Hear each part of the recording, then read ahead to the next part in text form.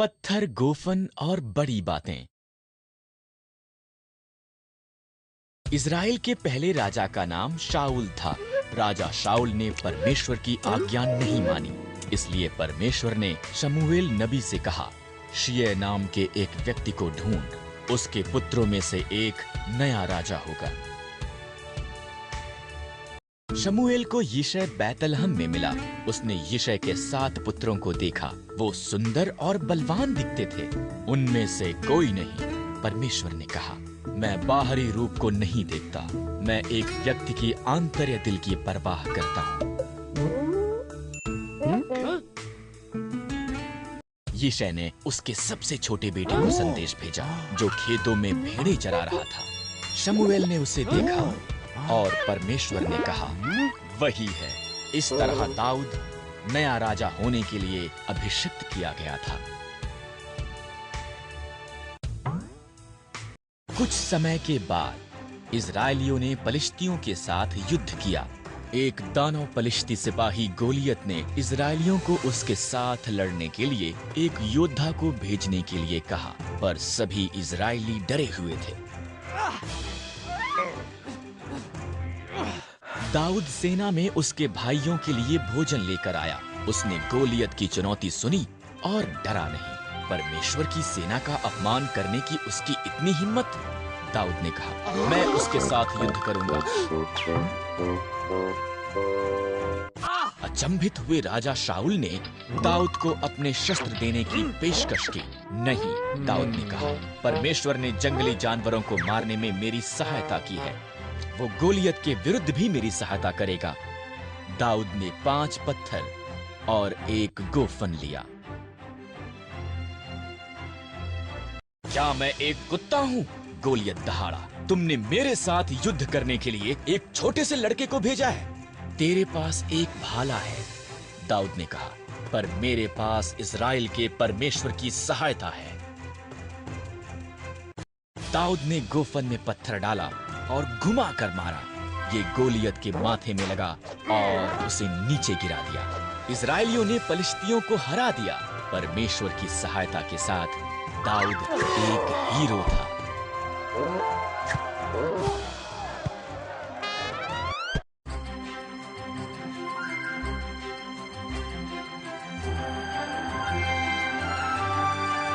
आकाश से आग, पत्थर, गोफन और बड़ी बातें। आकाश से आग। दाऊद एक महान राजा बन गया था। तब उसके पुत्र सुलेमान ने राज्य किया। सुलेमान के मरने के बाद परमेश्वर के लोगों के बहुत बुरे राजा हुए। राजा अहाब सब बुरे राजाओं में से एक था। उसकी पत्नी इज़बेल झूठे देवता बाल की आराधना करती थी। इज़बेल ने अहाब और परमेश्वर के लोगों को भी बाल की आराधना के लिए कायल कर लिया। उनके पापों के कारण परमेश्वर ने 7 सालों तक बारिश रोक दी। तब उसने उसके नबी एलिय्याह को राजा अहाब के पास भेजा। तूने परमेश्वर की आज्ञा उल्लंघना की है और बाल की आराधना की है। एलिय्याह ने कहा, हर एक को बोल, बाल के नबियों को भी, कि वो मुझसे पहाड़ करमेल पर मिले। मैं प्रमाणित करूंगा कि किसका परमेश्वर सच्चा है। हर कोई पहाड़ पर एकत्र हुआ। तब एलिय्याह ने लोगों से कहा, अपने मन में ठान लो, अगर प्रभु परमेश्वर है उसके पीछे चलो। फिर भी अगर बाल आज स्वयं को प्रमाणित करता है तो उसके पीछे चलो। बाल के नबी और मैं एक बछड़े को मारेंगे, इसे वेदी पर रखेंगे और प्रार्थना करेंगे। तब जो परमेश्वर बछड़े को जलाने के लिए आग भेजेगा, वही सच्चा परमेश्वर है। बाल के नबी पहले गए। उन्होंने पूरी सुबह बाल की प्रार्थना की। कोई आग नहीं आई, शायद बाल सो रहा है। एलिय्याह हंसा, जोर से आवाज लगाओ। इसलिए बाल के नबियों ने दोपहर तक चिल्ला चिल्ला कर प्रार्थना की, फिर भी कुछ नहीं हुआ।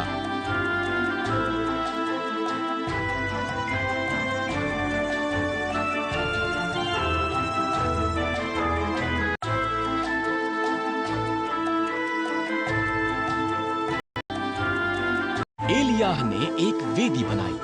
उसने उस पर बछड़े और लकड़ी को रखा। उसने इसके इर्द गिर्द एक गड्ढा खुदवाया। तब उसने इस पर तब तक पानी डलवाया जब तक गड्ढा भर नहीं गया।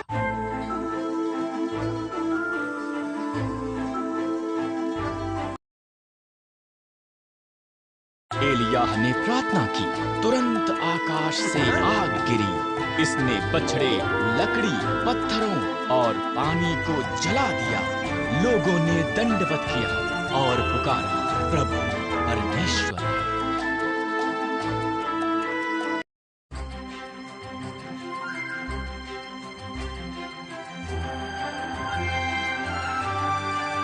एक गरजता बचाव।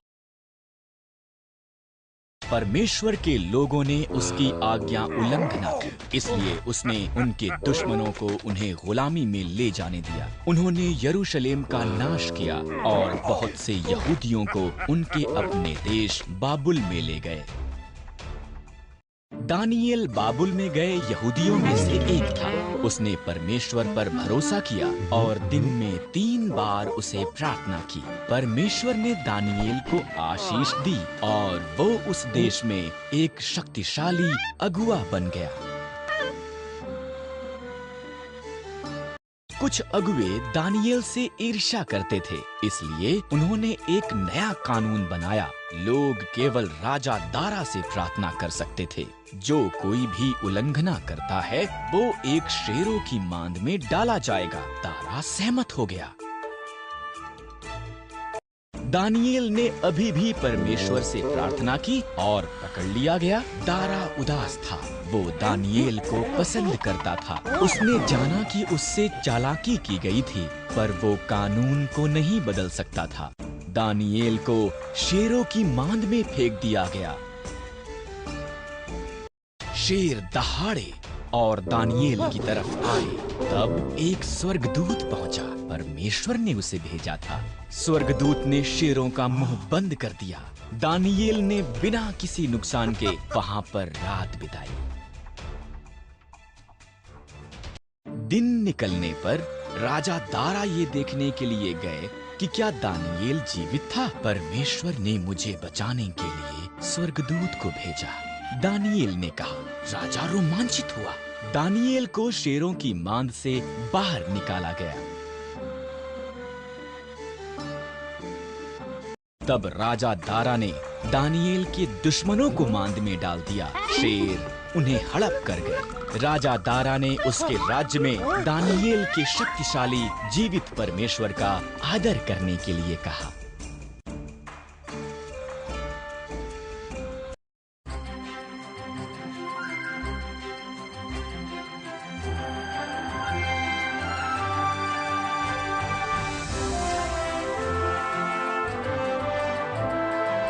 बहादुर और सुंदर रानी। एस्तेर फारस की रानी थी। यहाँ तक कि उसका पति राजा क्षयर्ष उसके रहस्य को नहीं जानता था। एस्तेर यहूदी थी। एस्तेर का रिश्तेदार मोर्दकै महल में कार्य करता था और उसकी देखभाल भी करता था। राजा क्षयर्ष के सलाहकार हामान ने एक बड़े इनाम को प्राप्त किया। वो बहुत घमंडी था। मोर्दकै के सिवा हर कोई उसके आगे सिर झुकाते थे। हामान अपमानित हुआ। उसने मोर्दकै और सभी यहूदियों को मारने की प्रतिज्ञा की। हामान ने क्षयर्ष को बताया कि यहूदी खतरनाक थे और उन्हें मारना चाहिए। क्षयर्ष सहमत हो गया और उन्हें मारने की एक योजना बनाई। मोर्दकै डर गया था और रानी एस्तेर को ये संदेश भेजा। राजा के मन को बदल। मोर्दकै ने कहा, अगर मैं उसके निमंत्रण के बिना जाऊं तो वो मुझे भी मार देगा। एस्तेर ने जवाब दिया, शायद तो इसी पल के लिए रानी बनाई गई थी। मोर्दकै ने कहा। एस्तेर साहस के साथ ये प्रयास करने के लिए सहमत हुई। वो सिंहासन के कमरे में गई। राजा क्षयर्ष उसकी सुंदरता से चकित हुआ और उसे अंदर निमंत्रण दिया। क्या हम हामान के साथ रात का खाना खा सकते हैं? उसने पूछा। हामान उसके पिछले आंगन में एक बड़े खंभे का निर्माण कर रहा था। उसने इस पर मोर्दकै को मारने की योजना बनाई थी। तब राजा का निमंत्रण आया, इसलिए हामान रात के खाने के लिए महल में गया। एक मनुष्य मुझे और मेरे लोगों यहूदियों को मारना चाहता है, एस्तेर ने राजा क्षयर्ष को बताया। कौन ऐसी बात करेगा? उसने पूछा। दुष्ट हामान। एस्तेर रोई। हामान, सिपाहियों, उसे मार दो। इस तरह हामान उसी खंभे पर टांग दिया गया जो उसने मोर्दकै के लिए निर्माण किया था। एस्तेर के कारण यहूदी बचाए गए थे। उन्होंने एक बड़ा त्योहार मनाया जिसका वो आज तक भी जश्न मनाते हैं।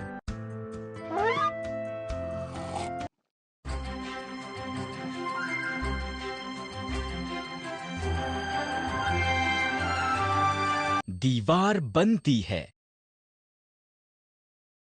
नहम्याह फारस के राजा अंतरक्षत्र का पियाऊ था। नहम्याह ने सुना कि यरूशलेम विनाश में पड़ा था और ये कि उसके मित्र वहां पर परेशानी में थे।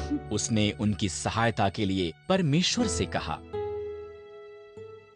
परमेश्वर ने राजा अंतरक्षत्र के साथ बात करने के लिए नहम्याह को साहस दिया। नहम्याह ने पूछा कि क्या वो यरूशलेम जाकर उनकी दीवार बनाने में सहायता कर सकता है। अंतरक्षत्र सहमत हो गया। नहम्याह यरूशलेम के लिए निकल पड़ा। नहम्याह यरूशलेम में घूमा। हालात जितना उसने सुना था उससे भी बुरे थे।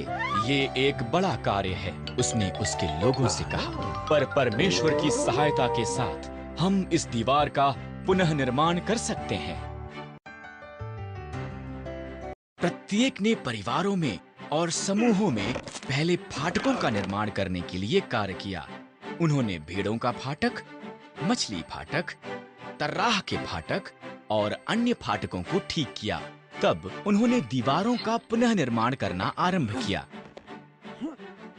पहले तो उनके दुश्मन हंसे, पर जैसे जैसे दीवार ऊंची होती गई, उन दुश्मनों ने हमले की तैयारी की। इसलिए परमेश्वर के लोगों ने एक हाथ में औजार और दूसरे हाथ में एक तलवार के साथ कार्य किया। केवल 52 दिनों के बाद दीवार पूरी हो गई थी। इजरा याजक ने परमेश्वर के लोगों के लिए व्यवस्था पढ़ी। उन्होंने परमेश्वर के नियमों का पालन करने का वायदा किया और उनकी सुरक्षा करने के लिए उसकी स्तुति की।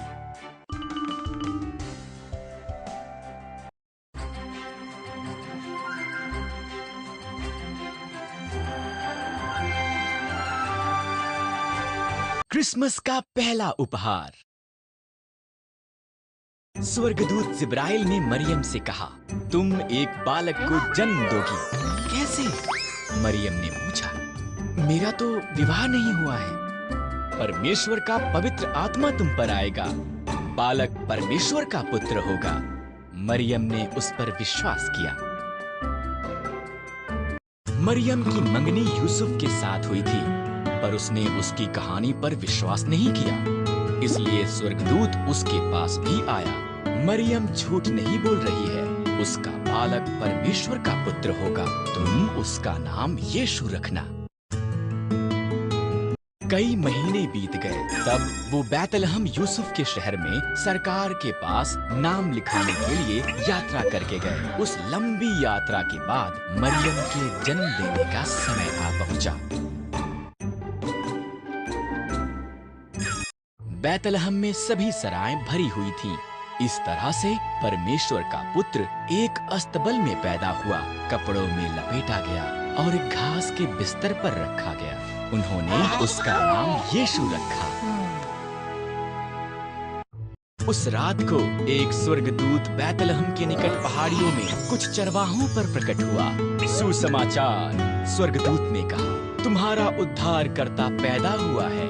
वो बैतलहम में एक चरनी में रखा हुआ है। अचानक और स्वर्गदूत प्रकट हुए, इतने ज्यादा कि उनसे पूरा आकाश भर गया। आकाश में परमेश्वर की महिमा। उन सब ने गीत गाया, पृथ्वी पर उन मनुष्यों में जिनसे वो प्रसन्न है शांति हो। जब स्वर्गदूत चले गए चरवाहे जल्दी से बैतलहम के लिए निकले। उन्होंने बालक, उनके उद्धारकर्ता को एक घास के बिस्तर पर लेटा देखा। ये ऐसा ही था जैसा कि स्वर्गदूत ने उनसे कहा था। चरवाहों के यीशु को देखने के बाद वो शहर में से होकर गए। वो बहुत उत्साहित थे। उन्होंने जो हुआ था वो सबको बताया और उन्होंने परमेश्वर की उस सब के लिए जो उसने किया था प्रशंसा की।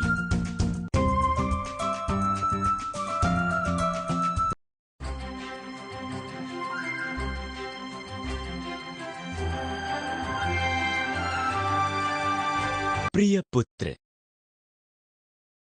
परमेश्वर के उसका विशेष मुक्तिदाता भेजने से पहले मलाकी भविष्यवक्ता ने कहा, एक संदेश देने वाला मार्ग को तैयार करने के लिए आएगा। इसलिए यूहन्ना यीशु से पहले यरदन नदी पर प्रचार करता हुआ आया। प्रभु के लिए मार्ग तैयार करो, यूहन्ना ने कहा। परमेश्वर अपने लोगों के लिए किसी विशेष को भेज रहा है। अपने मार्गों को बदलो। जो बुरी बातें तुमने की हैं, उससे मन फिराओ, बपतिस्मा लो।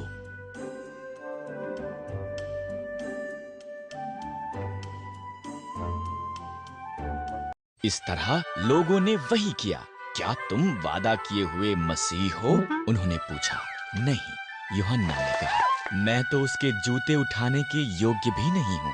वो अद्भुत बातें करेगा, आप देखोगे। यीशु यूहन्ना के पास बपतिस्मा लेने के लिए आया। जब यूहन्ना ने यीशु को देखा, उसने कहा, देखो, ये परमेश्वर का मेमना जो जगत का पाप उठाए ले जा रहा है। मैं चाहता हूँ कि तुम मुझे बपतिस्मा दो, यीशु ने कहा। नहीं, यूहन्ना ने जवाब दिया, मुझे तो आपसे बपतिस्मा लेने की आवश्यकता है। मुझ पर भरोसा कर, यीशु ने कहा। यही करना सही है। इस तरह यूहन्ना ने यीशु को बपतिस्मा दिया। परमेश्वर का आत्मा एक कबूतर के समान यीशु पर आया। ये मेरा प्रिय पुत्र है, परमेश्वर ने कहा। मैं इससे प्रेम करता हूँ।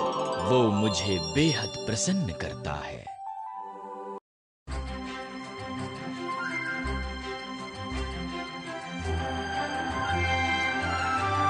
उजाड़ में एक परीक्षा। परमेश्वर का आत्मा यीशु को उजाड़ में लेकर गया। उसके पास 40 दिन और 40 रात तक खाने के लिए कुछ भी नहीं था। उसके बाद यीशु बहुत भूखा था। ये जानते हुए कि यीशु भूखा था, शैतान ने उसकी परीक्षा ली। उसने एक पत्थर की तरफ संकेत करके कहा, अगर तुम परमेश्वर के पुत्र हो तो इन पत्थरों से कहो कि वो रोटियां बन जाएं।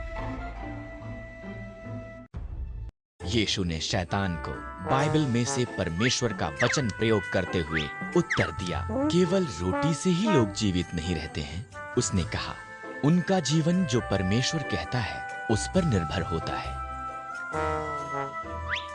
इसके बाद शैतान यीशु को मंदिर के ऊंचाई पर ले गया। अगर तुम परमेश्वर के पुत्र हो तो नीचे कूद जाओ। परमेश्वर का वचन कहता है कि परमेश्वर के स्वर्गदूत तुम्हें बचा लेंगे। इसलिए यीशु ने उसका दूसरा उत्तर देने के लिए परमेश्वर के वचन का प्रयोग किया। अपने परमेश्वर प्रभु की परीक्षा मत कर, उसने फिर बाइबल से हवाला देते हुए कहा। अंत में शैतान यीशु को एक पहाड़ की चोटी पर ले गया और उसे संसार के सब राज्य और धन दिखाया। ये तुम्हारा हो सकता है, उसने कहा, अगर तुम मुझे प्रणाम करो और मेरी आराधना करो तो। शैतान दूर चला जा, यीशु ने आज्ञा दी। तब उसने एक बार फिर परमेश्वर के वचन का हवाला दिया, क्योंकि ऐसा लिखा है, तू प्रभु अपने परमेश्वर को प्रणाम कर और केवल उसी की उपासना कर। जैसे ही यीशु ने ये कहा, शैतान उसे छोड़कर चला गया। तब स्वर्गदूत आए और उसकी सेवा की। यीशु ने परीक्षा का सामना किया और पाप नहीं किया, एक बार भी नहीं।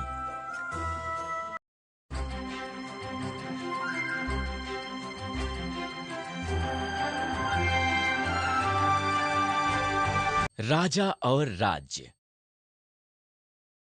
यीशु ने स्वर्ग के राज्य के बारे में सिखाते यात्रा की और भीड़ उसके पीछे चली। वो अभी ये नहीं जानते थे कि यीशु राजा है, पर उसने उन्हें सिखाया कि कैसे उसके राज्य के लोगों को जीवन व्यतीत करना है। यीशु ने कहा, लोग तब अच्छाई करते हैं जब उनके दिलों में अच्छाई है। लोग तब बुराई करते हैं जब बुराई उनके दिलों में है। परमेश्वर आपके दिल को अपने दिल के जैसा बनाना चाहते हैं। भोजन और कपड़ों जैसी वस्तुओं के बारे में चिंता मत करो। यीशु ने कहा, अपने जीवनों में पहले यीशु को रखो, उसकी आज्ञा का पालन करो, उस पर भरोसा करो। वो ये निश्चित करेगा कि जो आपको चाहिए वो आपके पास हो।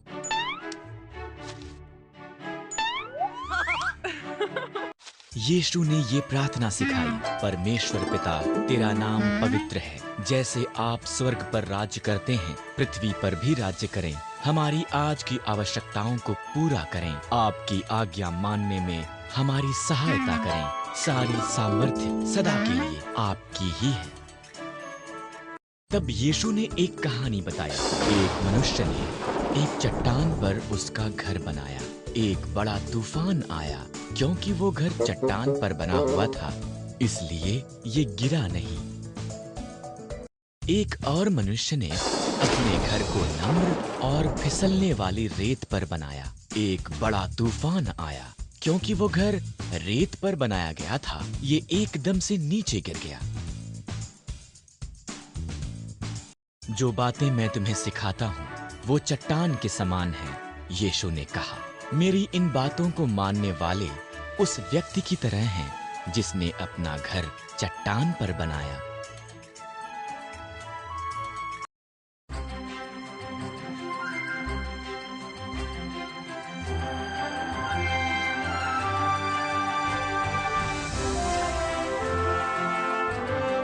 छत के द्वारा। भरा हुआ घर भरा हुआ था। यीशु शिक्षा देता और चंगा करता घर में था और हर कोई उसे देखना चाहता था। कुछ मनुष्यों का एक मित्र था जो चल नहीं सकता था। उन्होंने विश्वास किया था कि यीशु उसे चंगा कर सकता है, इसलिए वो एक खाट पर उसे लेकर आए। क्योंकि घर पूरी तरह से भरा हुआ था, वो अंदर नहीं जा सके, इसलिए वो उसके मित्र को उठाकर समतल छत पर लेकर गए और टाइलों को उखाड़ना शुरू कर दिया।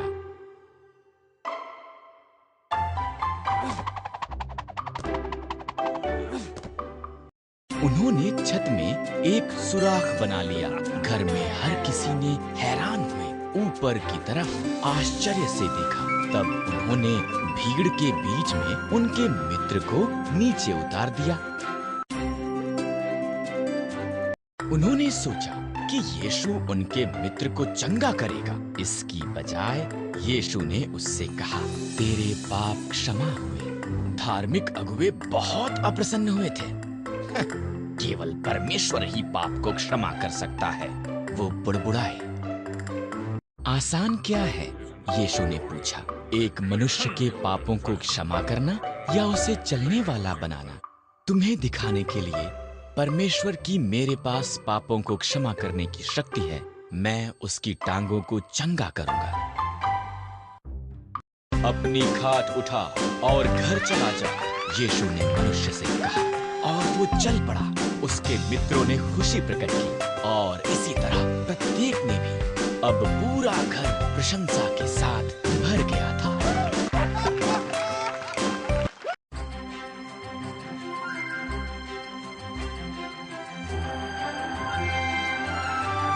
दुष्ट आत्माओं का नाश। यीशु और उसके शिष्य गलील के समुद्र के पार गए। वो दुष्टात्माग्रस्त एक मनुष्य से मिले जो कब्रिस्तान में रहता था। वो निरंतर चिल्लाता रहता और अपने आप को पत्थरों से काटता था। यीशु ने आत्माओं को निकल जाने के लिए कहा, हमें पीड़ा ना दें यीशु। आत्माओं ने रोकर कहा, मेरा नाम सेना है। उस मनुष्य ने कहा, मुझ में बहुत सी दुष्ट आत्माएं हैं। देख, तुझे उससे निकलना होगा। यीशु ने कहा, तेरे पास कोई चुनाव नहीं है। दुष्ट आत्माएं डर गईं। वहां पर निकट ही सुअरों का एक बड़ा झुंड था। तब हमें सुअरों में भेज दे। यीशु ने दुष्ट आत्माओं को सुअरों में जाने दिया। पूरा झुंड नीचे ढलान पर झील के किनारे की तरफ दौड़ा और डूब मरा।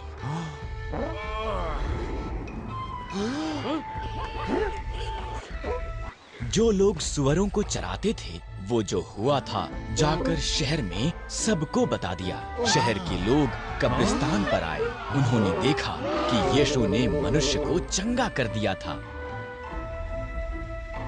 घबराए हुए लोगों ने यीशु को वहां से चले जाने की विनती की। मनुष्य ने यीशु के साथ जाने के लिए पूछा। यीशु ने जवाब दिया, इधर ही रह, प्रत्येक को बता जो मैंने किया है। मनुष्य ने ऐसा ही किया और हर कोई अचंभित हुआ।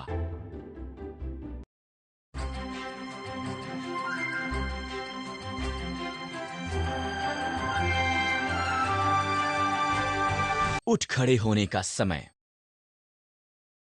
याईर, एक आराधनालय का अगुआ, यीशु के पांवों में गिर पड़ा। मेरी छोटी सी बेटी मर रही है। वो रोया, अगर तुम उस पर अपना हाथ रखो, मैं जानता हूं कि वो चंगी हो जाएगी। भीड़ में से रास्ता बनाते वो याईर के घर से आए कुछ मनुष्यों से मिला। तेरी बेटी तो मर चुकी है। उन्होंने कहा, मत डर। यीशु ने कहा, विश्वास कर तो तेरी लड़की चंगी हो जाएगी। वो याईर के घर पहुंचे और लोगों को रोते हुए वहां पाया। तुम क्यों रो रहे हो? यीशु ने पूछा। लड़की मरी नहीं है, वो केवल सो रही है। लोग उस पर हंसने लगे। यीशु और उसके 3 शिष्य पतरस, याकूब और यूहन्ना याईर और उसकी पत्नी के साथ घर में गए। छोटी लड़की वहां पर लेटी हुई थी, ठीक वैसा ही जैसा प्रत्येक ने कहा था। यीशु ने उसका हाथ पकड़ा। तब उसने कहा, हे लड़की, उठ। और वो उठ गई। वो यहाँ तक कि पूरे कमरे में चली भी। याईर और उसकी पत्नी अचंभित हुए। यीशु ने उन्हें बताया कि किसी को मत बताए कि उसने क्या किया है। अब यीशु ने कहा, मैं सोचता हूँ कि लड़की को कुछ खाने को दिया जाना चाहिए।